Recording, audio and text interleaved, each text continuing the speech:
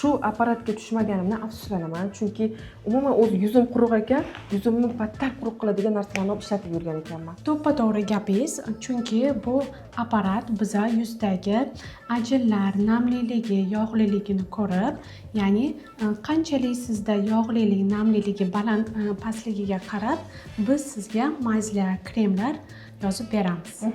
Demak, hozir yuzimning quruqligi qancha? Namligi. Hozir namliligi sizda juda past, o'zi normadan 60% dan yuqori bo'lishi kerak. Lekin sizda qarang 36% bu eng past ko'rsatkich. Yana ham quruq ko'rsatadigan narsa ishlatib yurgan ekan. O'zi yuzim quruq ekan. Undan keyingisichi namligi. Keyin bu namliligi, mana yog'liligi unchalik yog'li emas, faqatgina sizda hozirgina T zonada yog'lilik bor. Demak, sizni kojangiz kombinirованный hisoblanadi. Ajinlarchi? Ajinlaringizni ham ko'rishimiz mumkin. Ajinlaringiz deyarli yo'q, shu sababli sizda yaxshi, ya'ni 72% ko'rsatyapti.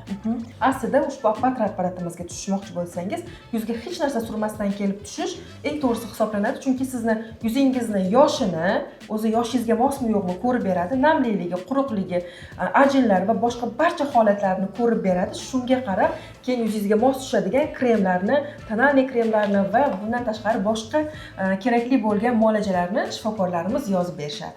Unutmang, kosmetologiya bo'limida hamma muolaja apparatlariga chegirmalar bor.